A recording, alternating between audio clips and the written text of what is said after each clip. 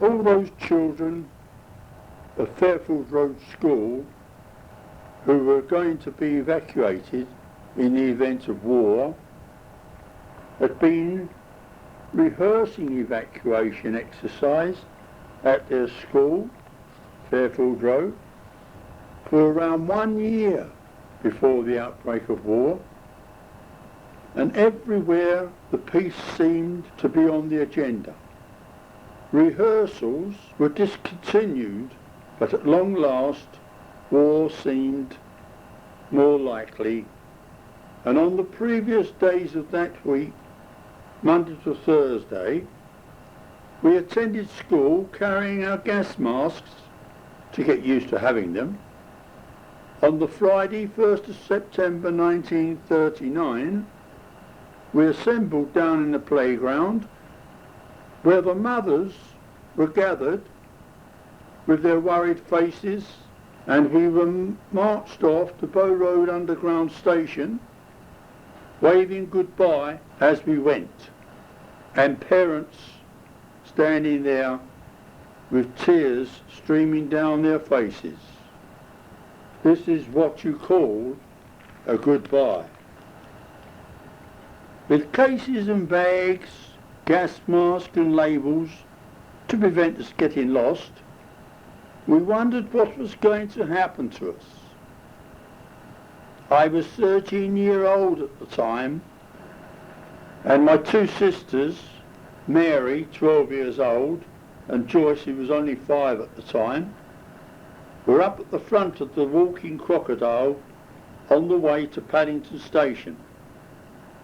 Paddington seemed so large as we waited with our bundles and cases, already too much of a burden. I saw my sisters, Mary and Joyce, in the distance and waved, letting them know I was still there. We boarded the train, received a stick of barley sugar, and hurriedly seated in our compartments listened to the rush of steam from the giant engine and watched with fears and excitement as the ground passed by. Where were we going? No one knew. Later it was revealed only the headmaster, Mr. Weald, knew. It was late afternoon that we arrived, marshalled into the playground at the Henry Box School, Witney. We seemed to be there for a long while. We were given a very small tin of corned beef and small tin of cocoa. A number of double-decker buses were there, and we guessed they were for us. I saw my sisters and told them I would find out where they were, as it was plain that we were going on different buses. I arrived at Clanfield just about tea time. The smell was so strange to us. Seeing the cows and smelling the fruit, I should think it was around 40 of us boys, except for 1 or 2 very young sisters who arrived. We were taken into the Clanfield Institute and shared out to well-scrubbed ladies and herded round the village, calling at their houses as we went. I palled up with the Rutter family, 3 boys and 1 girl. A lady took us to different houses, but we were not housed. At last, a nice tidy lady stood at a gate, eyed us up and down, and protested.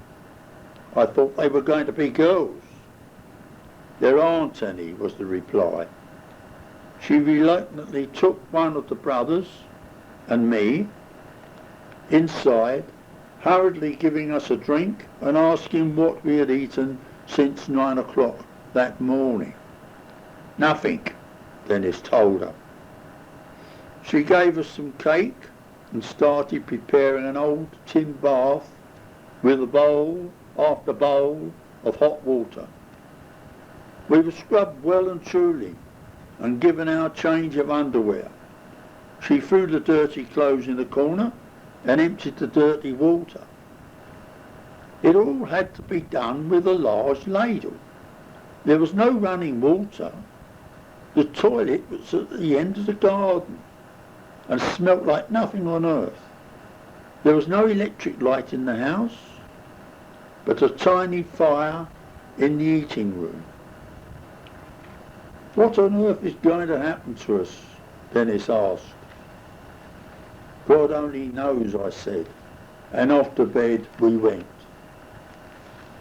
Saturday morning, Dennis cried as soon as he woke up. I want to go home, he waved. I threatened him and then managed to pacify him. Don't worry, I collect fag cards and I've got one picture of a new plane, the Spitfire. It's ever so fast. Dennis sat up in bed, threw his arms around in the air and screamed, I'm a Spitfire, I'm a Spitfire. Quiet in there, called a lady's voice, and we carried on with a whisper. We were in the country. The lady of the house was Mrs. Farmer. We asked, after our breakfast, where we could go down to the village. I'll go to their shop and then on to the institute. Have a good look round, she said. Your other brothers, Dennis, are in Naps, she said to my mate. On the corner over there, pointing out the window. Off we went. We met them, Henry, Rosie and the eldest Billy, excitedly changing our early experiences, and all agreed that this place we had been dumped in was too far from London and too far for us to walk.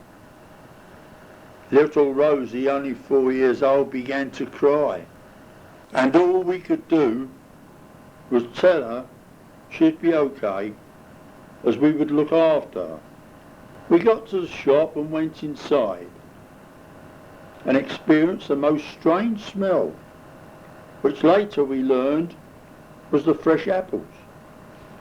The little round-faced lady was quite kind and gave us a very large helping of apples for 1 penny, that later we learned were called Bam fares. This didn't mean anything to us. Thanking the round-faced lady, we left the shop and walked the whole length of the village, stopping at intervals to watch the fish and frogs in the brook. And that we liked. We heard ladies talking outside their houses, and we learned that they were shocked. Over 30 boys and 2 little girls, one said. We hung round to hear further conversation, only to learn how dirty we were and what was the use of boys. Why didn't we get girls, one said. At least we could have cleaned them up and they could do some of the housework. They scoffed their food anyway. What a thing to hear on a frightening first day. And what did they expect after what we had been through? A rumour went round the village that we had to go to the institute on Monday morning with gas masks at 9 o'clock. The local children glared at us weird lot and whispered and laughed, but they said hello, and that was it. We looked at the place where we would school for what we were told were 2 weeks only. Then we would be going home. But this wasn't so. The war lasted much longer than that. On the next morning, September the 2nd, we asked the foster mother where my sisters were. They told me Bampton, 2 miles away. You can walk there if you promise to be careful. The brothers, Dennis, Henry, and the eldest Billy, set off with myself, not knowing how far we had to go.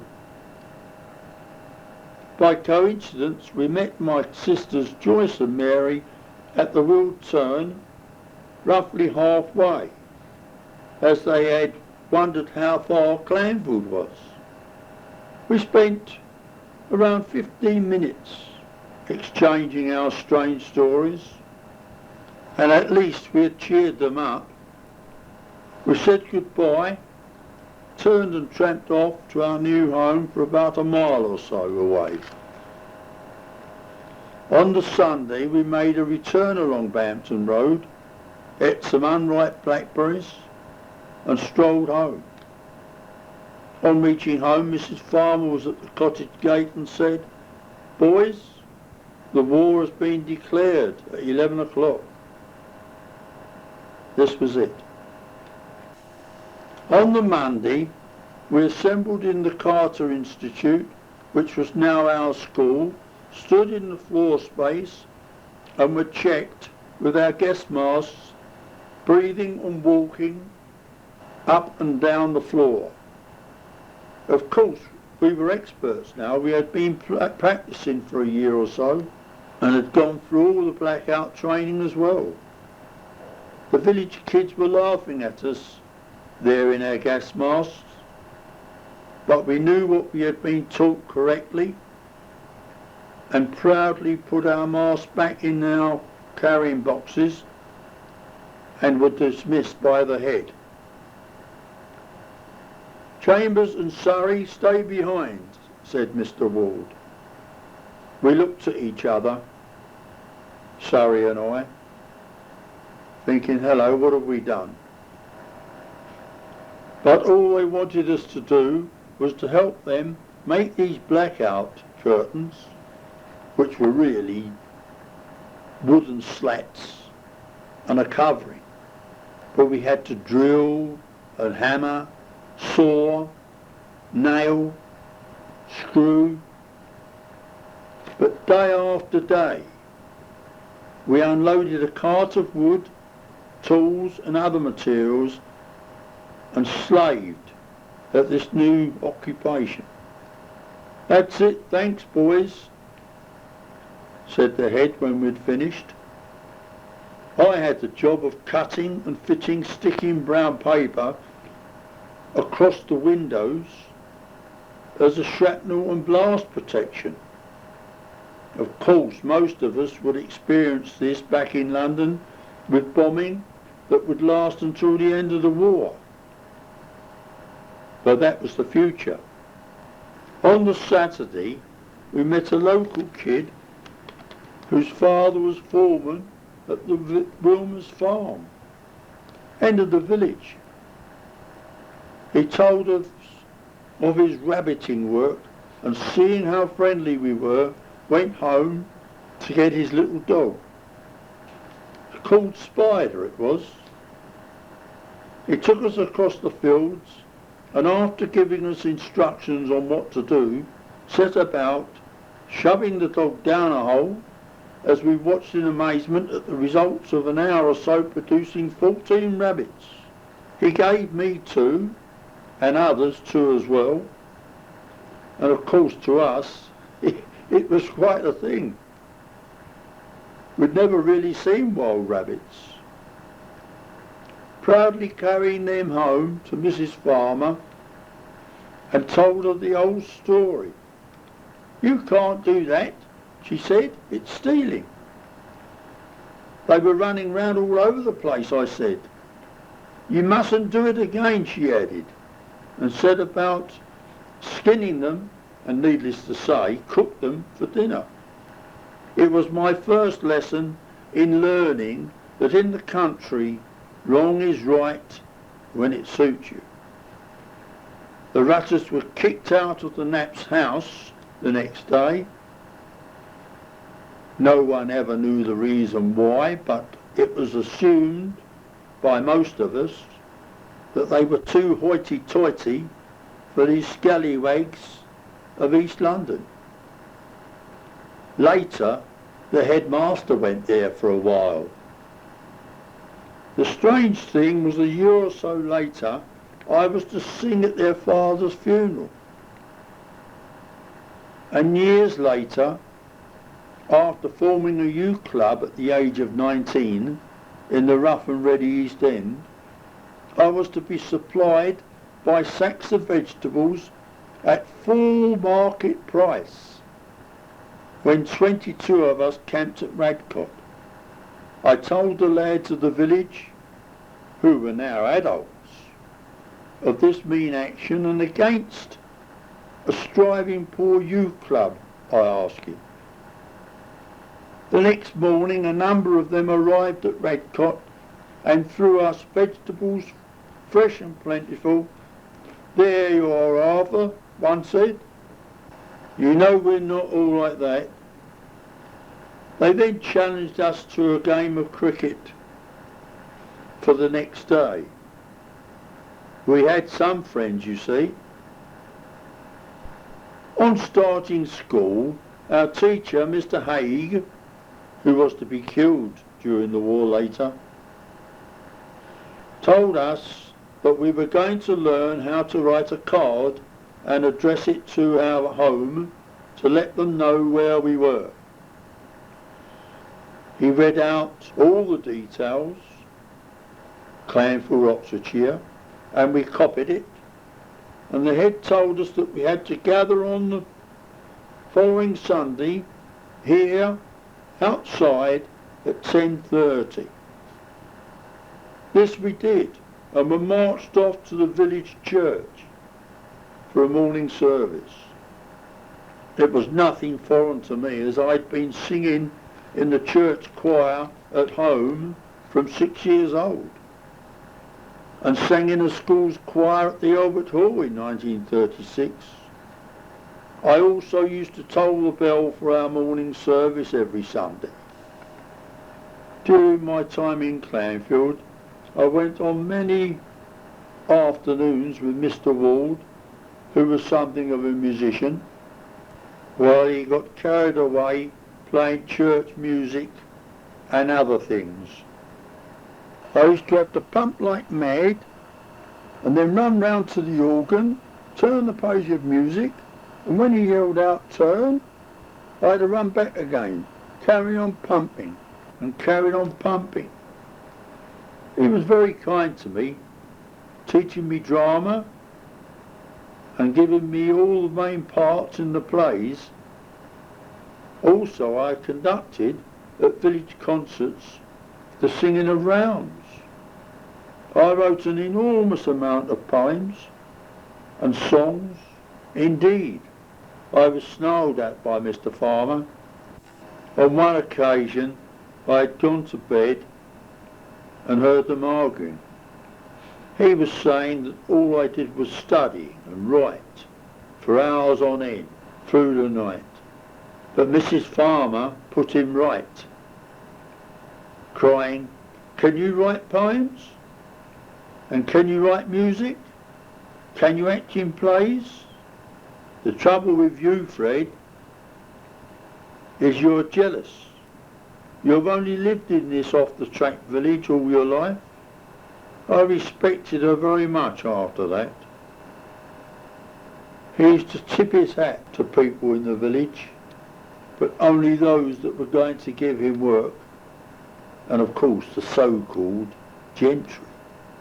The working families of the village detested these people, but they never complained about anything. Who would think that now, 2004, 1939 villagers lived like that?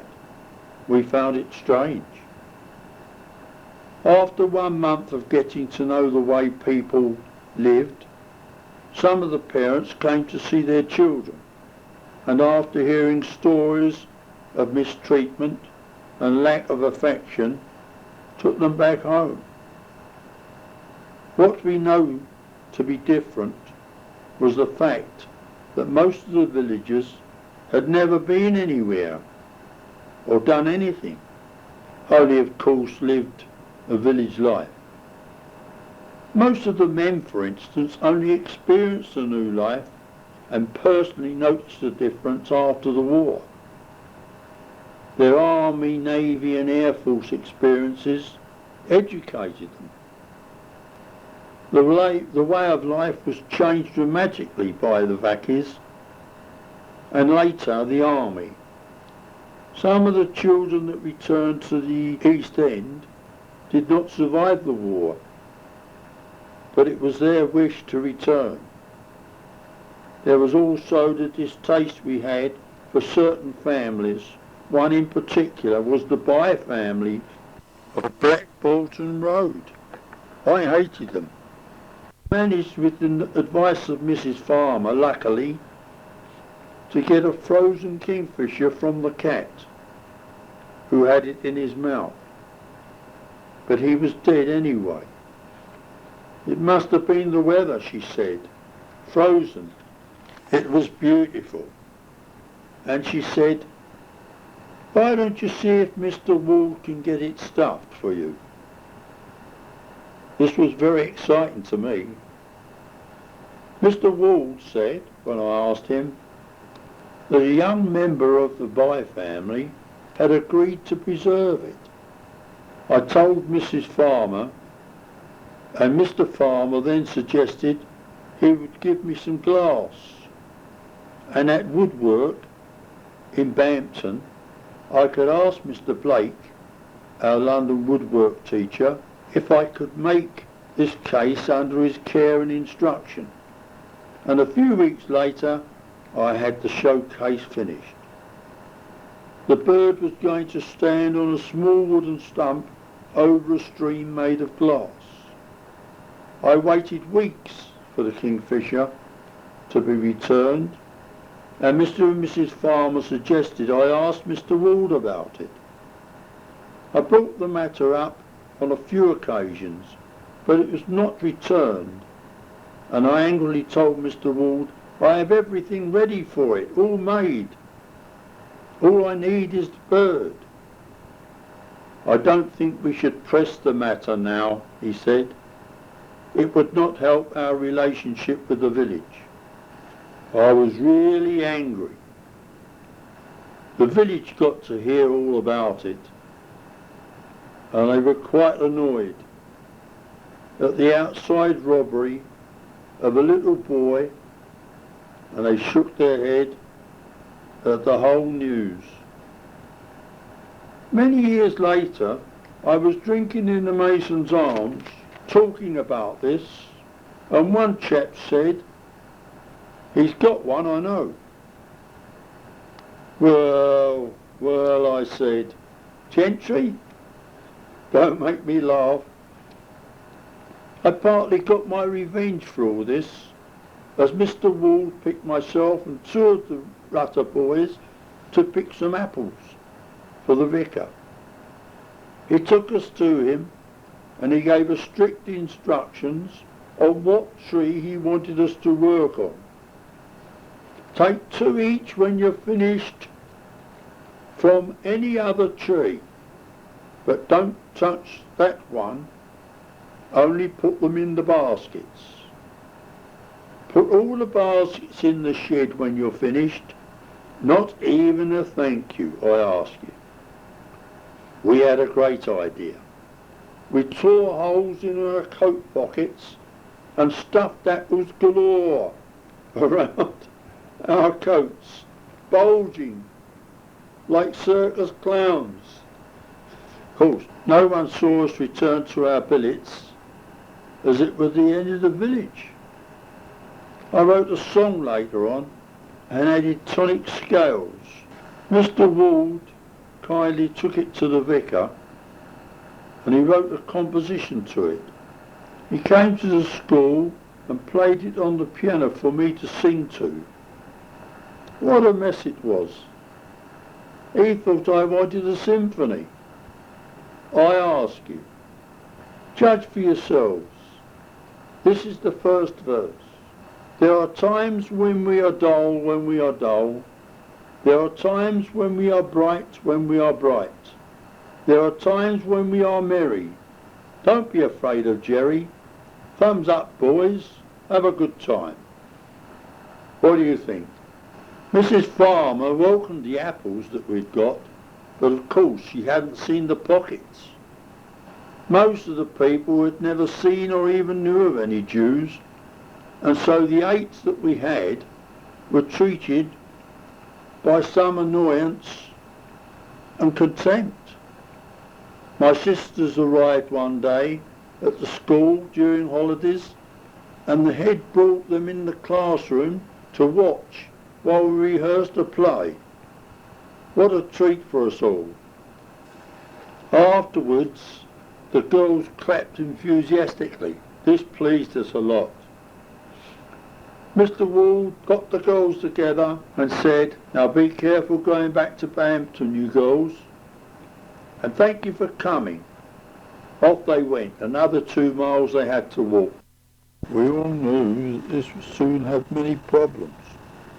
The LDV, Local Defence Volunteers, that later became the Home Guard, was formed, and I joined all the lads that were available to meet at school to be formed into some form of unit. Of course they were all 16, 17, 18 years of age. Farmers and old age pensioners. That was all that was available. But the Captain Mannering of the unit said, "Not you, son, you're too young." "I'm 14, I said. And a lot of the villagers protested, as I was already a part of the village, and they wanted me there. "Very well then," Mr. Mannering agreed. "You can be a carrier and messenger." I was now a soldier. Well, well. Our woodwork walks to Bampton continued, and it shocked us to see that the fields had changed. The large ones had poles throughout the whole of the fields, something like 15 feet high. It was very eerie. And on reaching Bampton, our woodwork teacher told us that they would prevent enemy planes landing. Yes, this was a war, all right. Another experience of walks to Bampton comes to mind when early in our schooling Mr. Weald called us all together around his table and told us to take a good look at the rucksack laying on his desk. "This is your first aid bag when you go to Bampton for woodwork. Chambers here will carry it and is in charge of the equipment. These are the bandages. This is the tourniquet," undoing it and tying it round a boy's shoulder. "Like this," he said. "And this is mustard gas ointment." We knew now that we were going to be involved, very involved, in this war. "But put it over your shoulder, Chambers. That's it," he said as I obeyed. "Now, boys," he said, "if any planes fly low over you to attack, jump in the ditch and stay there. And stay there till it's safe. Do you hear?" he said. "Yes, sir," we replied. The strange thing about this war was that later in London, at lunchtime one day, a German bomber flew almost directly over me. I could see the pilot, as clear as day, heading for Westminster away. But the trooping of a dozen or so boys led by myself, having no idea except to jump in the ditch, is spooky. I had to move to the Forge Cottages later on September 1940 with the Frank Parrott family, and things changed there. I stayed up later at night, seated by the fire with the son Norman. I was happy there, allowing to be more grown up. The head, Mr. Weald, came to a decision we had lost the 2 other teachers for the call-up in the services. He decided that he didn't have time to teach me anymore, and I'd gone through all the books. "We'll close the petition in the centre," he said, and I want you to look after 6 of the boys for dictation and other things." "Yes, sir," I said. This we did, and as I had in my half of the room the more backward boys, it allowed him to work with the others. Very weird, wasn't it? The following week, he opened the divider again, told us all there are some children's mothers arrived from London due to the Blitz starting, and I'm closing school for the rest of the day, so that you can see if you have any parents to see. We all stood to attention. "Good night, sir," we cried, and hurried out into the street, and to my amazement met my mother. They had had enough of the raids, and after losing a few friends, they had to get away from it all. My mother managed to get a room in a Broad Street house, and later, of course, both my sisters joined her. In Clanfield and Bampton, it was filling to the brim. At the weekend, I walked to Bampton and reunited with my mother and sisters on the Sunday. My other 2 sisters arrived in Bampton, and they and mother lived together in the one room. That's how things were then. I had a nice Christmas at the Parrots, as most of the evacuees did in their billets. The bad stories of children had more or less faded away, as they should. There was a Christmas show at the school, and in it we did 2 plays. One was 2 Blind Men and a Donkey. No, I didn't play the donkey. The other was The Old Bull, a farming drama. After this, we sang a few rounds, including London's Burning.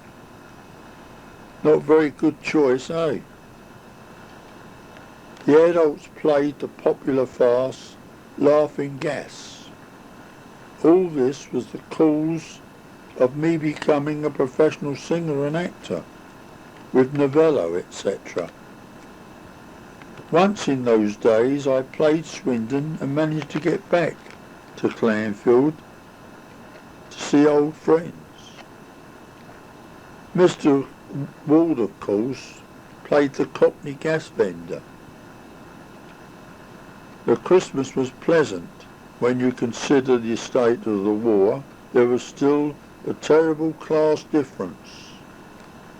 But the one who made them feel guilty was Lady Colville in Bampton, who organised many things for the evacuees. One of the proofs of this is my good friend Ruth Wheeler, who has a number of photographs of a day spent on the lawn playing cricket and enjoying the day at the big house. What a lovely lady. I met my first girlfriend later. She and 2 others used to come to the church and evening service. She spoke to my sister, Joyce, only a while ago, telling her of the meets that we had back in those days. In the spring, I was walking to the village shop and saw Mr. Weald standing on the Brook Bridge talking to an elderly gentleman that I knew. "Chambers," he called, "come over here." I went over to them, and Mr. Weald said, "You don't know who this is, do you?" "Yes, I do, sir," I said. "It's Mr. Lansbury." "How did you know that?" he said. "Well, he presented me with 9 prizes over 3 years at Atley Road School in Bow," I answered. The grey-haired man held out his hand and shook mine. "Well done," he said. and bade goodbye. I think many times when I watch Murder, She Wrote on TV, I wonder what Angela, his granddaughter, would say about that. 70 miles from your home area in 1940 was a very long way. And Mr. Weald told me he was suffering from ill health. War had a great effect on him. So I estimated that they were old friends. It was a month or so later when my older sister arrived at Forge Cottages and asked Mrs. Parrott if she could get my clothes together, as she and Doris and my mother had rented a cottage in Bampton. I didn't have a lot, and so it wasn't long after saying goodbye that we walked the 2 miles to Bampton. I loved it with the Parrott family, and although it had not been a long stay, it was fun.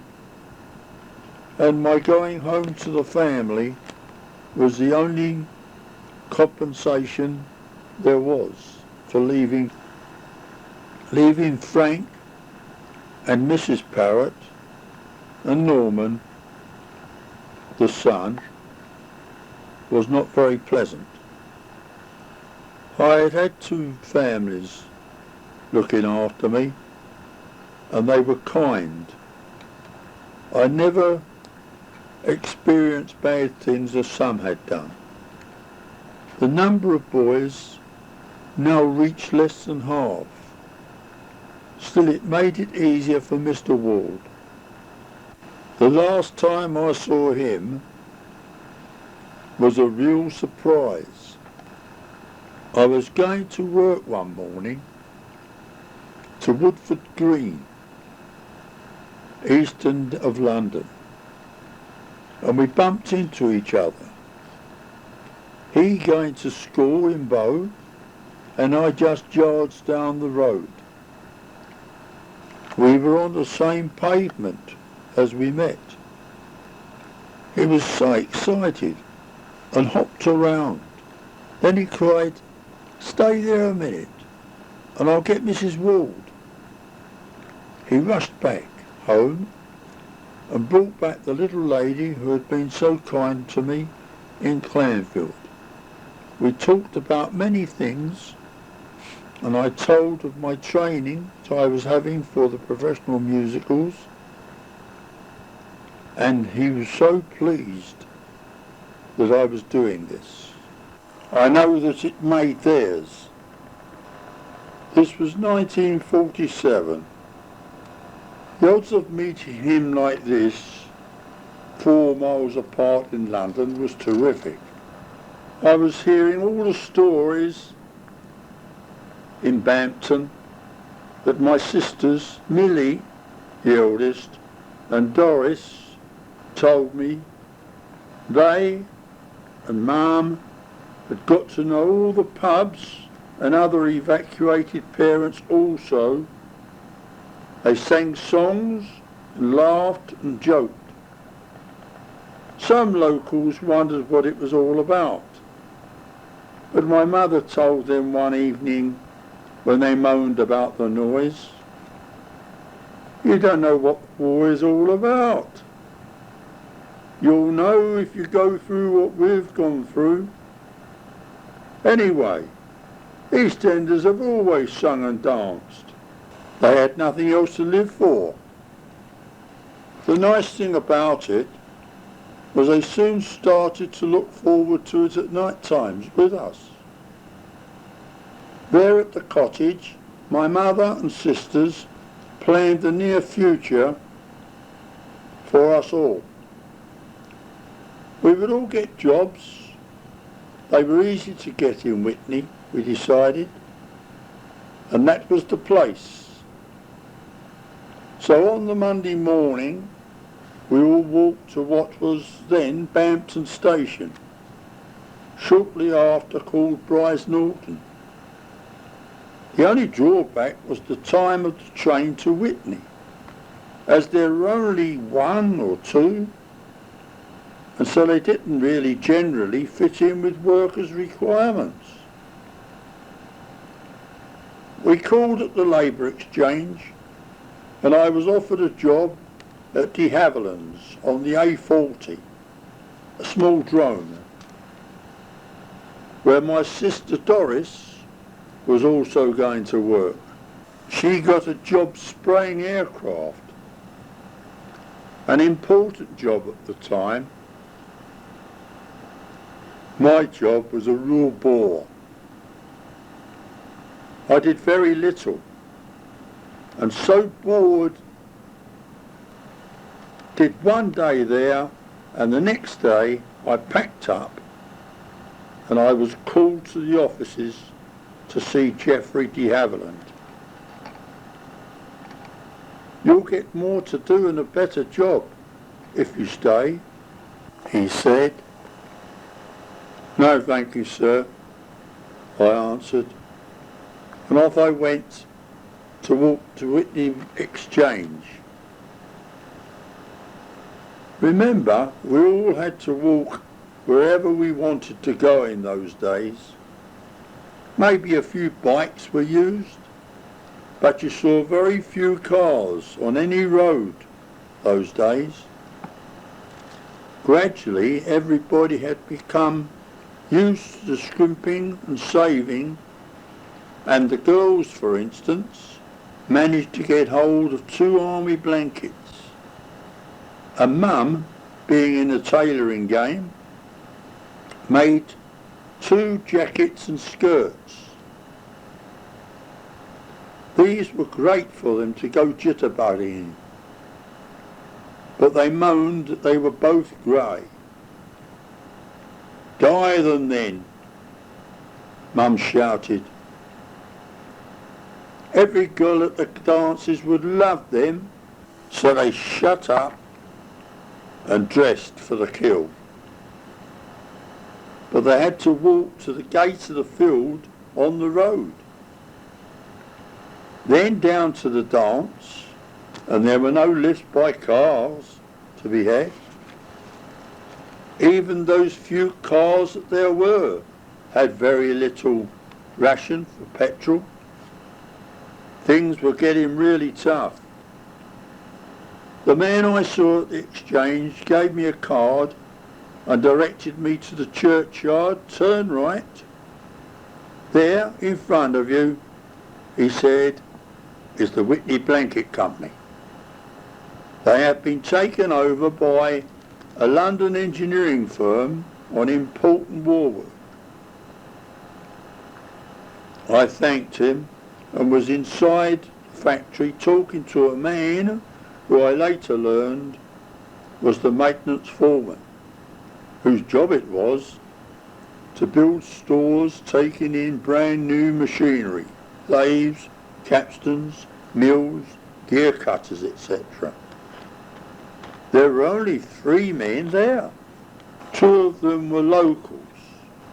I joined in with the team, and as the weeks rolled by, I saw the whole works change from a blanket mill to a high-precision arms factory. My 2 sisters came to the works in a few weeks, the younger one to work on a capstan lathe, and Millie in the temporary built office. I was all alone for 2 weeks, being taught on a lathe and making fine nuts and bolts. In 6 weeks, war workers were brought in from London as skilled staff, and also to train the labour that they were obtaining from the surrounding villages. On some occasions, as I had been used to visiting the smithy by the cinema near the Buttercross, I was sent to have articles quickly made, and they were #1 urgency for the war effort. One day he turned quickly to a farmer who complained that I should have to wait my turn. "Don't be silly," he snarled. "He's top priority. If the integral are not seen to first, we won't have a country to farm. You're number 2 priority." He heated the metal, smashed at it on the anvil, gave me 4, and then said, "Tell them this is what they wanted, just to get them going, and there will be more later." "Thank you, sir," I said, and sped back on my way. These wedges that he had made would be under a machine in 1 hour, the wiring done, and then concreted and cleaned down ready for use the next day. We made hydraulic pumps for air screws on the well-known planes of the war, from Spitfire to Lancaster. We worked like mad, and were proud to do it.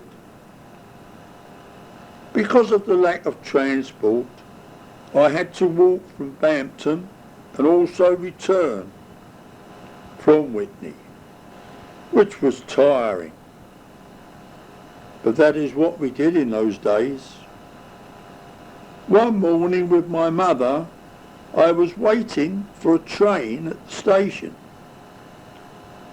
and one came thundering to a halt, and out jumped a train full of soldiers, ordered to stand easy and obviously to wait for transport. A big pleasant-looking squaddy looked over at us and then came to us and said to my mother, "Hello, missus. Do you know what the place Bampton is like?" "All right," my mother said. "There's over 10 pubs and lots of evacuees from London. There's a few stuck-up locals, but no one cares about them. There's a war on. We drink in the Horseshoe mostly. There's a piano and sing-song. See you in there, perhaps?" "Yes," he said. "We'll try that." He needed to get to know my mother, as she was going to be his mother-in-law. He came with us to Bampton a few years ago, and we had a pint in the Horseshoe, stories of the war being told by us all. He and a few others were billeted in the yard at the Horseshoe, up the stairs to what was called the loft. Things were getting easier with the army around, and they were from Norfolk generally. George, my brother-in-law, being a cook in his company, used to bring a pound of sugar up to the cottage to get him Mum's good books, and he became a great help to the meagre ration that we had at that time. Mum and my 2 sisters went to every dance and sing-song, annoying some of the local girls with their popularity with the boys in uniform. One important factor about the war was living for the day. Tomorrow you never knew what would happen to you. One of the days, going to work, I went with Georgie Knight, the son of Sarah Knight, who lived in Bampton for a few years. Needing to go to Witney, we decided for comfort to go to the station now called Bryce Norton instead of walking. And as we tramped out of the village towards Bryce Norton, A lorry came along the road from Bampton, and the driver said, "Where are you going? Can I help you, lads?" "We want to go to Bryce Norton," Jules said. "Jump in," he said, and in we climbed, thanking him for saving us from the walk to the station.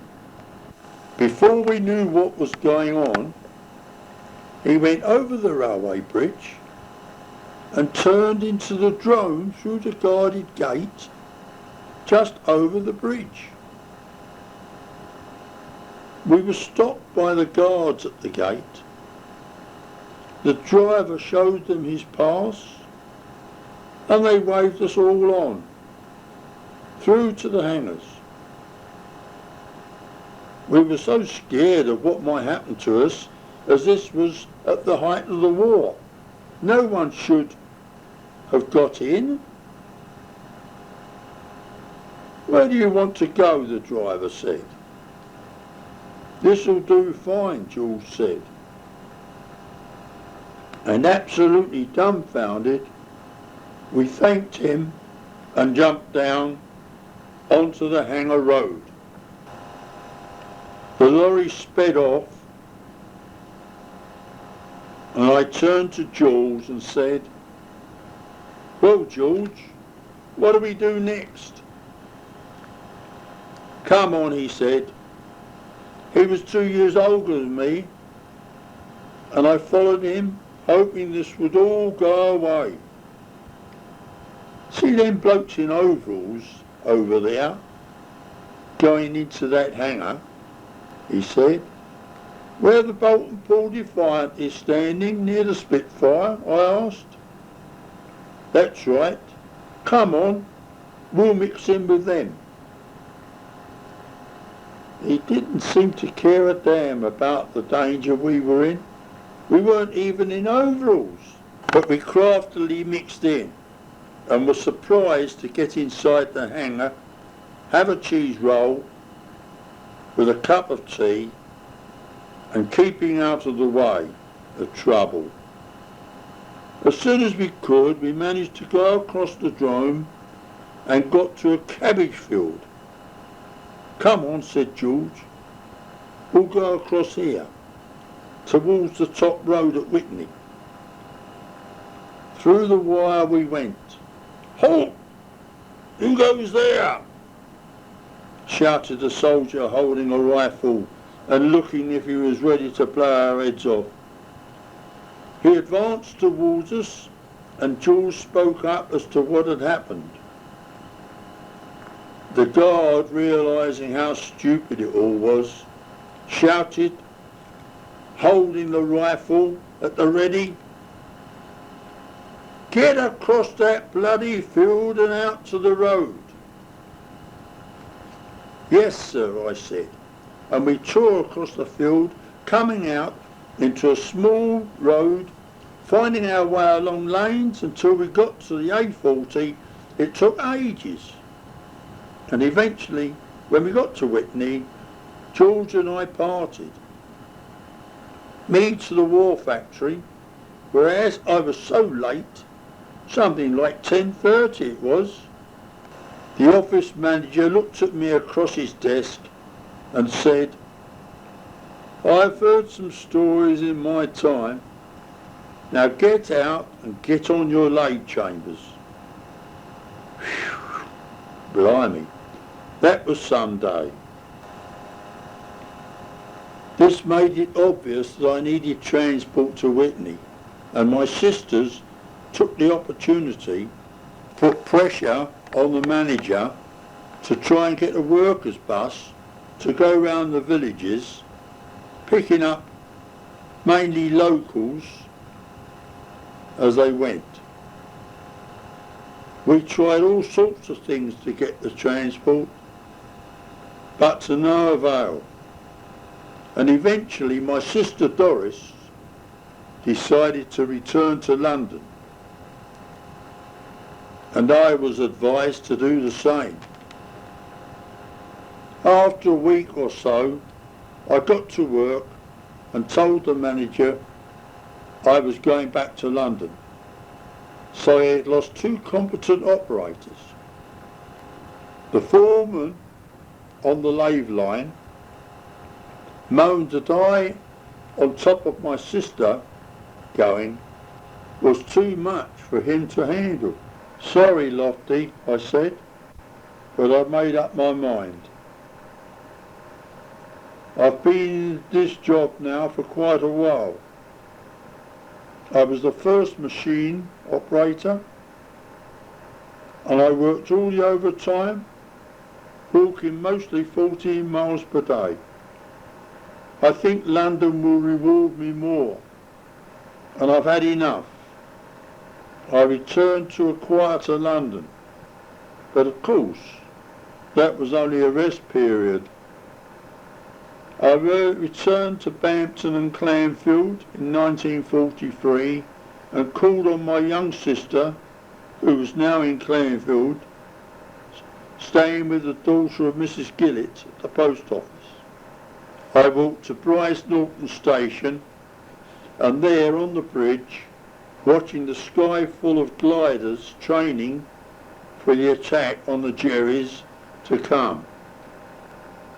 We in London were still going to get night and day of bombing by the V1s and the V2s. But that is another story. There was an occasion at Clanfield when Mr. Weald acquired a sheet of thick leather, sharp knife and other tools to instruct us on shoe repairing. He chose me after Mr. Blake at Woodwork had given me some lengthy coaching. Mr. Weald got hold of a strong tree stump, took us out onto the village green, seated me, and put the hobbing foot on the stump and said, "This is the best place to do the work." One of the Rutter boys had a very bad shoe, and Mr. Weald took it off when we got back to the classroom and said, "I'll show you what you can do when you start on it tomorrow morning." I repaired a few pairs of shoes when it was necessary in the coming year.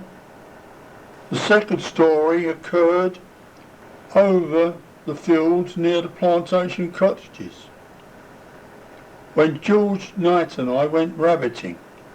We collected some dead wood, and after no success with the rabbits, we rested on our way back from the fields at the trout stream and heard someone screaming at us. It was a large round farmer. "Get off this land," he yelled, and fired a gun over our heads. The next day the police arrived and searched the outhouse, taking a few pieces of wood with them. George had already told his father of the scare that we had, and he volunteered to take George's place and owned up to the authority. At the magistrate's hearing, the farmer was chastised for using a gun, and the magistrate told the hearing that the pieces of wood were not stakes, as there was no barbed wire markings on them and no hole in the wood, so therefore it couldn't possibly be a boundary stake, as the farmer had said. So all Bill was doing, he claimed, was looking at the trout in the running stream. Bill came home and at that evening went out and got drunk. The magistrate had obviously seen the horrid attitude of this man that everybody detested. You see, it wasn't the evacuees this time, was it? Sometimes they were used just to take blame for something that they didn't do.